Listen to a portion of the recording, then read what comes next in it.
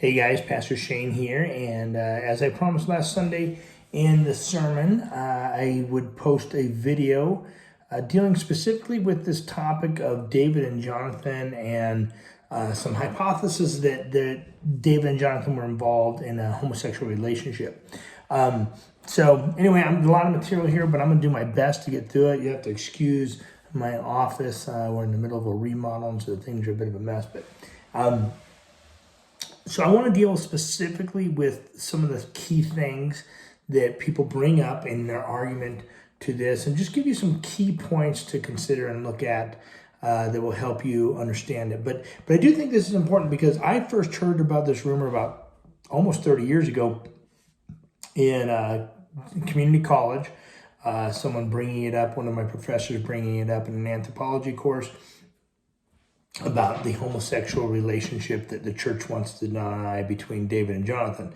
I didn't really think much of it at the time, but I do remember it. It kind of did hit me a little bit. I wasn't really walking with Christ at the time, so I didn't put much effort into it. But that has continued to grow, very prevalent within the secular societies as well as very much within the liberal church. In fact, I had someone that left our church, left services on Sunday, tell me that they left their particular denomination not long ago because their denomination actually uses this, some of the things I'm going to talk about to try to justify homosexuality and saying that it's recorded in the Bible that David and Jonathan were in a homosexual relationship. So that said, here goes some things.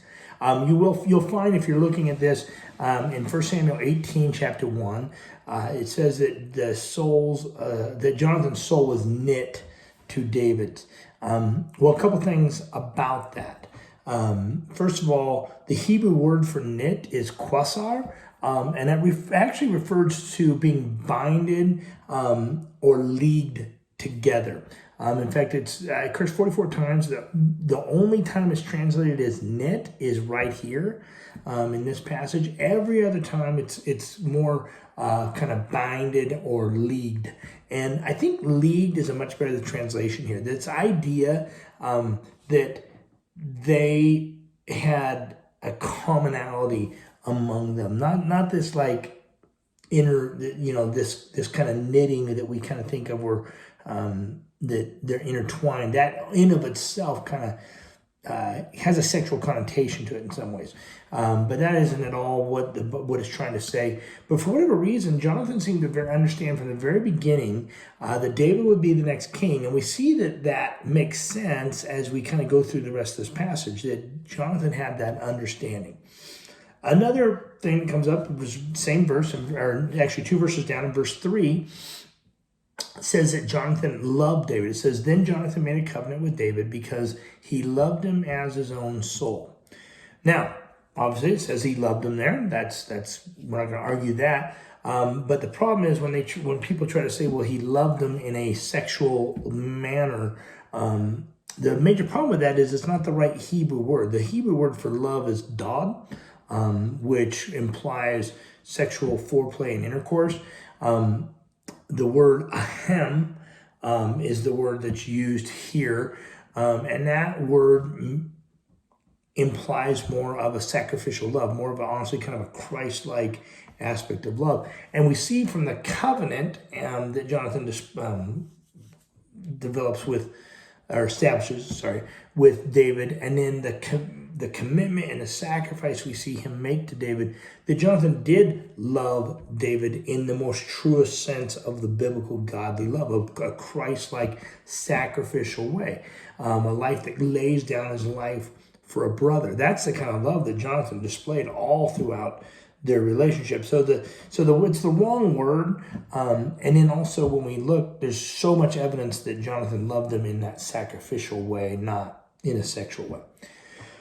Same passage, next verse, it says that Jonathan stripped himself of the robe that was on him and gave it to David, and his armor, and even his sword, and his bow, and his belt. So people say, see, he stripped himself naked right there in front of David. That somehow, like right then and there, they kind of had a sexual relationship. Well, there's no reason to believe that this is sexual in nature at all. We have no reason to believe that they would have been alone at this point. In fact, the whole idea of giving over his armor would have been symbolic in nature. So it would have been, he would have wanted to do that in front of others as a way to show his loyalty to David. And this would have been his royal robe, his outer robe. It's not talking about his undergarments, but rather his royal robe. We think of a robe in our culture as something you kind of wear, maybe oftentimes with nothing underneath, but that was their main garment. So they had undergarments underneath that. But this was a gesture of recognizing David as an equal. This isn't a sexual in nature. It's recognizing David as an equal, probably very public. There's actually nothing to suggest that this is sexual in nature at all. We're not a culture of symbolism, so sometimes things like that are hard for us to wrap our minds around. But this, you got to remember, Hebrew culture, especially 3,000 years ago, very much a culture of symbolism. The next thing is that Jonathan and David exchanged a kiss in 1 Samuel chapter 20, verse 41 and 42, when they had to leave, when David was fleeing from Saul. And it says this, David rose from beside the stone heap and fell on his face to the ground and bowed 3 times. And they kissed one another and wept with one another, David weeping the most. So, here again, yes, they kissed. Not going to argue that. There's not a lot of different Hebrew words for it. But there are many places in the Bible where kisses are exchanged between men that no one ever thinks of as a sexual nature. We're told in Romans, to greet one another with a holy kiss.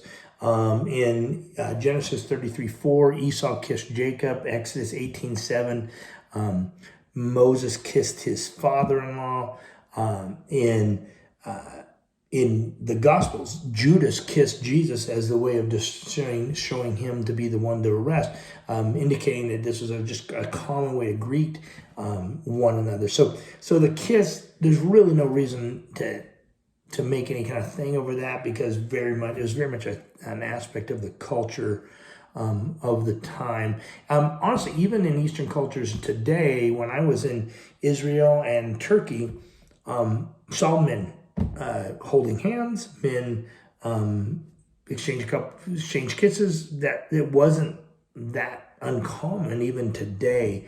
We just live in a culture where that is very much not a thing. Men don't touch, right? We do, even when we do the hug, we do the 3-tap hug, So there's really nothing to indicate that with the kiss. The other thing is in that same passage, 1 Samuel 20, there's a point where when Saul's wondering where David is, Jonathan tells him he sent him away. And so remember, Saul's trying to kill David. But then it says this in verse 30, it says, and Saul's anger was kindled against Jonathan, and he said to him, you son of a perverse, rebellious woman, do I not know that you have chosen the son of Jesse over Jesse to your own shame and to the shame of your mother's nakedness? So I read a few things where this instance gets likened to the way a father might react today if he was finding out his son was gay, yelling at him, being angry, maybe getting violent, and insulting his mom, kind of blaming it on the woman. Honestly, this one doesn't even really need much explanation. That's a complete reading out of context to even suggest that. Saul's angry because Jonathan helped David escape. Saul's trying to kill David.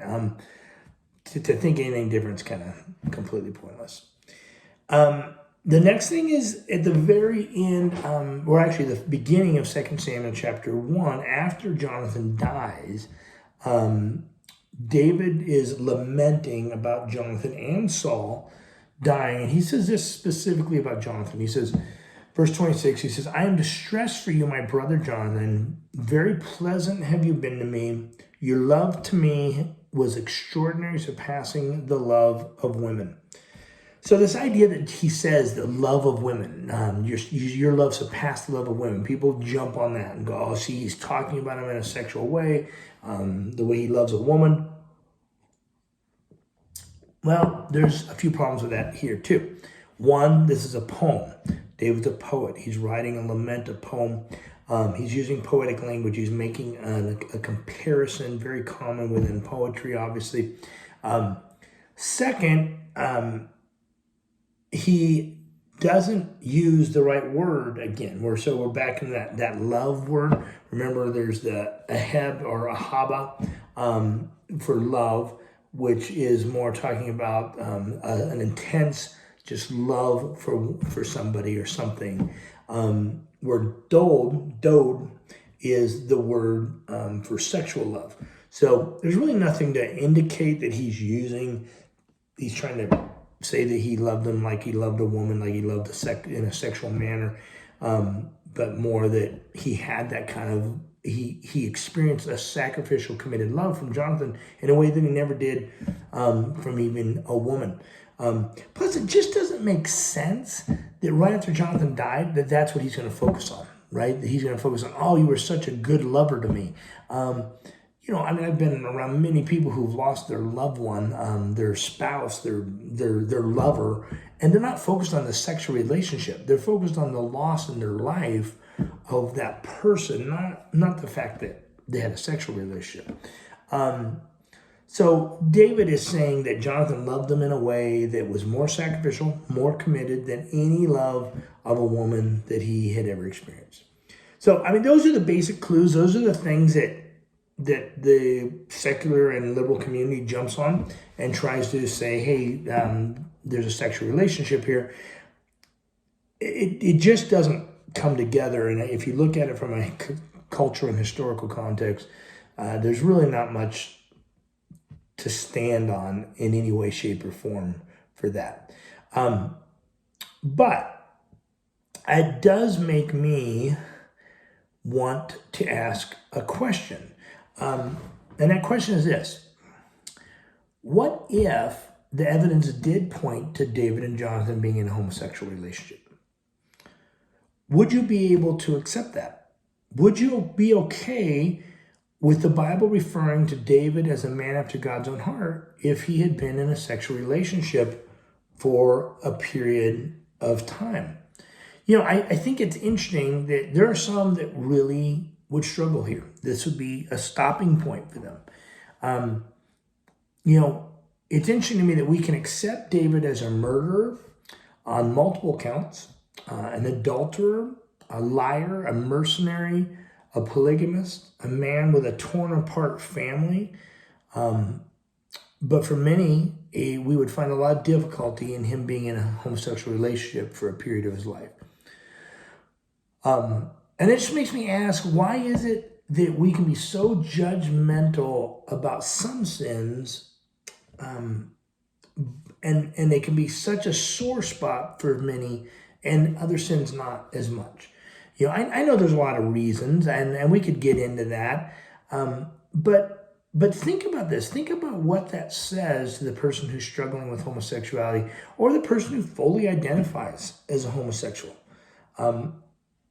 How do you think they see it when the church will tolerate liars and gossips and thieves, violent people, adulterers, even murderers at times, but draw the line in homosexuality? So I just say that to throw out, for us to ask ourselves and just wrestle with, how can we be more sensitive to the needs and challenges of the person who's homosexual in a way that shows the love of Jesus? I think the Bible calls out homosexuality as a sin. I can't find a way to read around that, honestly, as much as I would like to even. There are many people I know and love who struggle with homosexuality or have identified as homosexual, and all sorts of different spectrums of that. But I can't find it in the Bible to say that it's not. But my question would be, on the end of the side of for those of us that agree with that, how can we still show love in that situation? How can we still show God's mercy, and not just be a finger-pointing condemnation at people. So some things to think about, to wrestle with. Hope you found this informative and interesting. It's kind of an interesting little study for me. So thanks, and if you have any questions, feel free to contact me at sfinley@mvfchurch.com. Thanks, guys.